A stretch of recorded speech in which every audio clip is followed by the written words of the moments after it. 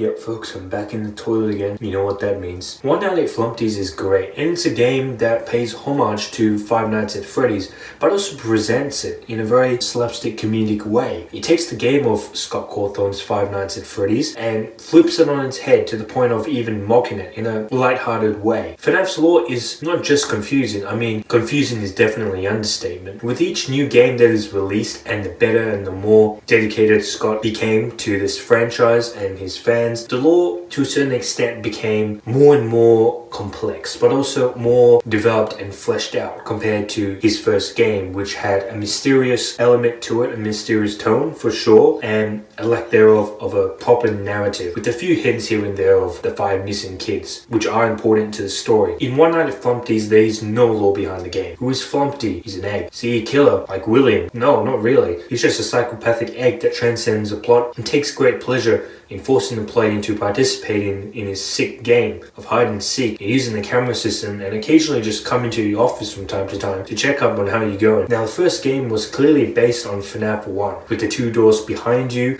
the single light bulb on the ceiling like right here, and the desk with all the miscellaneous stuff on it, the fan, as well as the good old cobwebs. Gameplay wise, follows very closely to the FNAF formula, only now with the addition of cartoonish renders of the enemies found in the game, as well as rooms in which the cameras are situated in. But however simple and close resembling this game was to the first Five Nights at Freddy's game, it had set a precedence for what is to come. One Night at Flumpty's 2 is the sequel to the first game, except by this point, Flumpty decided that you will only get a light switch, the computer to view the cameras, and a single string tied to 2 vents, so you can only close it one at a time. And this game took a wild turn, man, from the first one, with the mechanic inspired from the second FNAF game, but in itself is unique and memorable, which also, fun fact, came from a dream. This was brilliant because it increases the stakes and tension of the game without unfairly introducing extra monsters to come after you besides the main cast, excluding Beaver of course. Despite the monsters not killing you on the first go, the game continues to let you play, however at the cost of your exposure meter, which increases your chances of dying. This is also the main reason why I think it's a great fan game. The deaths in Flumpty doesn't feel unfair. Every death that occurs throughout the game is easily explained through perhaps your negligence of the owl, using the cameras too much, meaning your death at the hands of the clown, as well as warming yourself up by the fireplace when the red man is there, because you didn't check the cameras. Speaking of the fireplace and the red man, the third installment of the game both rounds off the Flumpty franchise in a neat little bow without sacrificing the need of a fully fleshed out story. It still takes place within the Flumpty's universe, his theme park of doom. Now instead of a light bulb, you just get tossed into a refrigerator with only a computer for the camera system and a camera itself to take exciting pictures of the enemy. Third game clearly has built its mechanics of the second game, but adds the new mechanic of using a camera to scare the monsters away from your office, despite only having 20 pictures in it. So definitely use it sparingly if I were you. You don't want the temperature to go down to 0. The fireplace acts in your favor, as well as not really in your favor. It does save you from freezing to death, but it leaves you vulnerable, as you can't look at the cameras while being at the fireplace. And also it allows for Redman, one of the staples of the Flumpty crew, to come in and kill you through this portal, this red portal in the wall. However, that's not all. There's another Flumpty Night. Flumpty Night is just you and Flumpty. He's had enough of your bullshit. Now he wants to come out and do it himself. He will put you to the test and make sure you don't come out alive. It takes all the mechanics of the previous games, the 3 games, and it puts it into one. This game is a satisfying closure to the One Night at Flumpty's trilogy, as well as Jonochrome, the creator of One Night at Flumpty's, to say goodbye to the franchise and its eccentric cast. Flumpty may have ended, but it will continue to stand the test of time for its ridiculous satire of the FNAF genre, at least for me anyways.